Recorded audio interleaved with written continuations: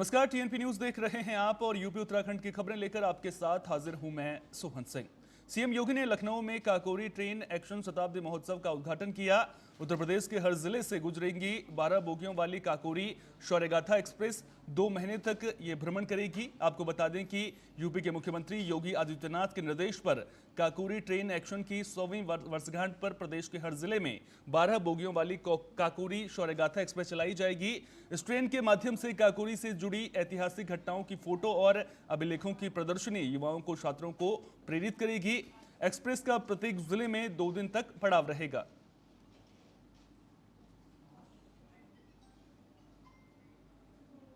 2004 के ओलंपियन एवं अर्जुन अवार्ड विजेता संभल सीओ अनुज कुमार चौधरी ने कुश्ती पहलवान विनेश फोगाट को ओलंपिक में अयोग्य घोषित किए जाने पर दुख जाहिर किया है। उन्होंने कहा कि गोल्ड और सिल्वर में से अगर एक भी मिल जाता तो हमारे देश के लिए गौरव की बात होती, लेकिन अब दोनों ही हाथ से चले गए। ये देश के लिए बहुत बड़ा नुकसान है।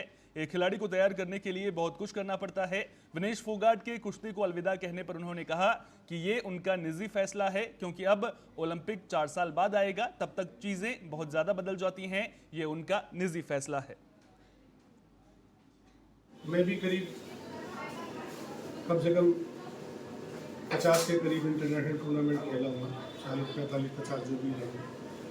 तो वहाँ वजन कम करना व्यक्तिगत मेरी अपनी जिम्मेवारी है। आप किस लेवल के टूर्नामेंट में आप खेल रहे हो, ओलंपिक से बड़ा कोई टूर्नामेंट नहीं होता। उसमें जिम्मेवारी स्वयं विनेश फोगाट की थी वेट लाने की, और उसके साथ जो कोच थे वो क्या कर रहे थे, उनका क्या काम था। और मैंने देखा वेट लेने में या देने में इस तरह से, अब भाई यहाँ वेट कम कर दिया या साजिश हो गई या वो, तो भाई मुझे ये सब चीज़ें नहीं लगती साजिश। मैं भी करीब यूपी के बाराबंकी में बिजली विभाग की मनमानी से परेशान होकर भारतीय किसान यूनियन टिकैत के कार्यकर्ताओं ने पावर हाउस का घेराव किया। बता दें कि करीब 1 महीने से लगातार अघोषित बिजली कटौती से परेशान ग्रामीण और किसान यूनियन ने जैतपुर विद्युत उपकेंद्र का घेराव कर नारेबाजी की। वहीं एसडीओ के आश्वासन दिए जाने पर धरना का खत्म किया, साथ ही आगे सुधार नहीं किए जाने पर उग्र प्रदर्शन की भी चेतावनी दी। किसान यूनियन जिंदाबाद, किसान यूनियन जिंदाबाद। विभाग की, बिजली विभाग की ये मनमानी जो है वो अनर्गल है भाई साहब। किसान दिन में खेतों की रखवाली करता है और रात में आराम के लिए बिजली की आवश्यकता होती है, लेकिन इनका काम है, पावर हाउस जैतपुर का काम है कि लाइट काट दी जाती है शाम को। जैसे शाम होती लाइट काट दी जाती, फिर दी जाती, काट दी जाती, मतलब लगाते हैं हटाते हैं, लगाते हैं हटाते हैं। ये इनका नियम है। हो सकता है रोस्टर में हो ऐसा कि 1 सेकंड के लिए दिया जाए, किसी का पंखा जल जाता है, किसी का फ्रिज जल जाता है, किसी की जो है टीवी जल जाती है। इससे किसान बहुत दुखी है, परेशान है। इस अपनी व्यथा कहने के लिए यहाँ पर जेई साहब के पास आए थे, तो जेई साहब ने ये बताया मैं घर पे हूँ। हमने कहा जेई साहब मुलाकात हो जाएगा। ये कौन सा तरीका, मैं मुलाकात क्यों कर लूँ, आप कार्यालय के वक्त आना। तो हमने कहा जेई साहब क्या रात में रुकते हैं आप मुख्यालय पर? मुख्यालय पर डेली 24 घंटा थोड़े रुकना होता है। उन्होंने जवाब दिया। यूपी के कासगंज में स्वास्थ्य विभाग और प्रशासन की टीम ने हॉस्पिटल में छापेमारी की। बता दें कि स्वास्थ्य विभाग और प्रशासन की टीम ने हॉस्पिटल के दस्तावेज चेक किए और व्यवस्थाओं का भी जायजा लिया। शिकायतकर्ता ने जिलाधिकारी से हॉस्पिटल की शिकायत की थी, जिसके बाद जिलाधिकारी के निर्देश पर सीएमएस और एसडीएम ने हॉस्पिटल पर छापेमारी की कार्रवाई की। रिपोर्ट जिलाधिकारी को भेजी जाएगी।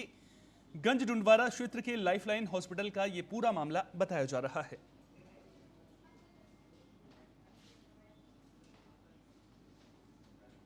यूपी के जौनपुर का एक वीडियो सोशल मीडिया पर तेजी से वायरल हो रहा है, जिसमें युवक स्टंट करते हुए नजर आ रहा है। वायरल वीडियो में जिले के अति व्यस्ततम इलाके में ग्रीनलैंड प्रदर्शनी कर रहे युवक को देखा जा रहा है। बता दें कि शहर के बीचों बीच लाइन बाजार क्षेत्र के बीआरपी मैदान में प्रदर्शनी चल रही है, जिसमें जमकर हुड़दंगई की जा रही है, जिसे देखकर छोटे बच्चे भी भयभीत हो रहे हैं।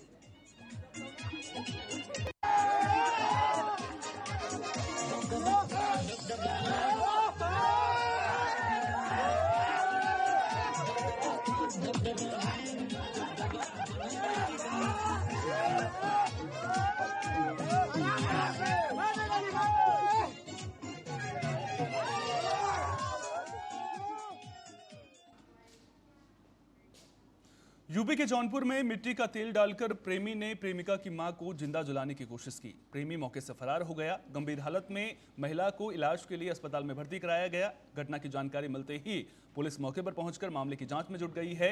बता दें कि पीड़िता महिला का बयान सोशल मीडिया पर भी तेजी से वायरल हो रहा है।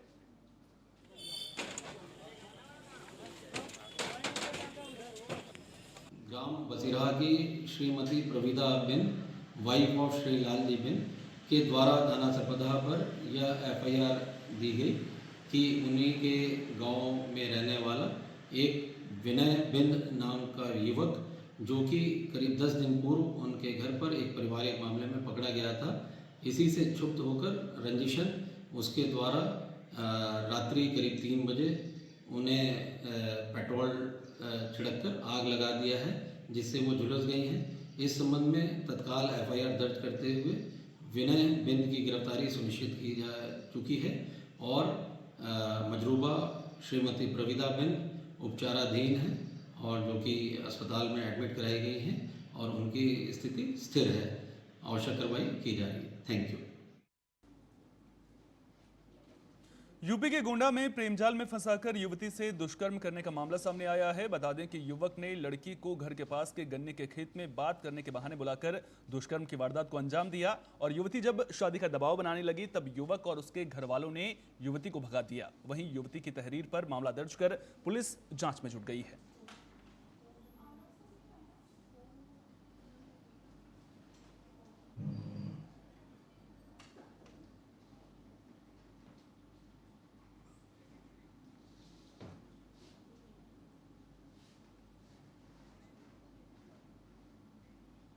उत्तराखंड की कांग्रेस प्रवक्ता गरिमा दसोनी ने कांग्रेस की केदारनाथ प्रतिष्ठा यात्रा को लेकर बीजेपी पर सवाल उठाए हैं। कांग्रेस प्रवक्ता गरिमा दसोनी ने कहा कि कांग्रेस ने संवेदनशीलता का परिचय देते हुए आपदा के चलते स्थानीय लोगों की मदद के लिए अपनी यही यात्रा स्थगित की थी, लेकिन बीजेपी ने इसे राजनीतिक मुद्दा बनाते हुए मनगढ़ंत बयानबाजी शुरू कर दी और कहा कि बाबा केदारनाथ ने ही कांग्रेस की इस यात्रा को रोक दिया है।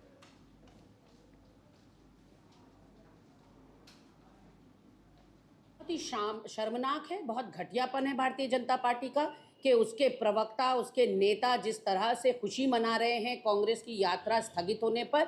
मैं उनको चुनौती के साथ कहना चाहती हूं कि जब तक स्थितियां सामान्य नहीं हो जाती तब तक के लिए यात्रा स्थगित है। यात्रा फिर चलेगी अपने नए पायदानों पर, अपने नए पड़ावों के लिए। लेकिन इस वक्त क्योंकि आपदाग्रस्त इलाकों को, आपदा पीड़ित लोगों को मुख्य विपक्षी दल होने के नाते कांग्रेस के कार्यकर्ताओं की, नेताओं की जरूरत है, इसलिए ये संवेदनशील फैसला लिया गया है यात्रा को बीच रास्ते में रोकना, स्थगित करना और उन आपदाग्रस्त इलाकों में भ्रमण करना। वन्य जीवों के शिकार और जंगलों में संदिग्ध गतिविधियों को रोकने के लिए उत्तर प्रदेश और उत्तराखंड वन विभाग अंतर्राज्यीय सीमा पर लगातार चेकिंग अभियान चला रहे हैं। बता दें कि यूपी के बिजनौर डिवीजन के अधिकारी और कर्मचारियों ने लैंसडाउन और कालागढ़ वन विभाग के साथ सीमावर्ती गांवों में सघन चेकिंग अभियान चलाया। इस दौरान गुजरों के डेरों की भी तलाशी ली गई। जो गश्ती टीम है वो प्रतिदिन 1000 किलोमीटर तक गश्त कर रही है। इसका हमारे पास मोबाइल पर पूरा डाटा आता है और हम ये तय करते हैं कि गश्त में कोई भी क्षेत्र छूटने न पाए। इसकी हर 15 दिन में मॉनिटरिंग की जा रही है कि कोई एरिया ऐसा ना हो जहां पर हमारे आदमी न जा रहे हों। तो इस प्रकार जहां अगर कहीं रास्ते टूटे भी हैं तो पैदल गश्त हो रही है और हमारा पूरा प्रयास है कि हम पूरे। उत्तराखंड के रुद्रप्रयाग में 71 वर्षीय एक व्यक्ति पर भालू ने जानलेवा हमला कर दिया। हमले में व्यक्ति गंभीर रूप से घायल हो गया, जिसे इलाज के लिए जिला चिकित्सालय ले जाया गया, जहां पर प्राथमिक उपचार के बाद उन्हें हायर सेंटर रेफर कर दिया गया है। वहीं ग्रामीणों ने वन विभाग से शीघ्र वन कर्मियों की गश्त लगाने और सुरक्षा की मांग की है।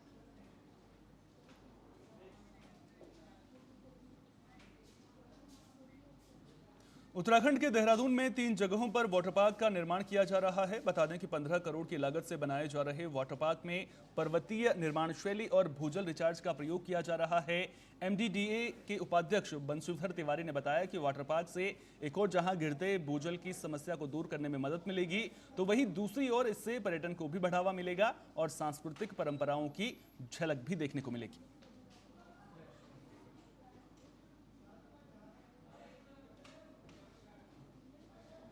कंजर्वेशन के लिए, और जो ग्राउंड वाटर है उसको रिचार्ज करने के लिए उसका हम लेवल कैसे बढ़ाएं उसको लेकर के अलग अलग हम लोग काम कर रहे हैं।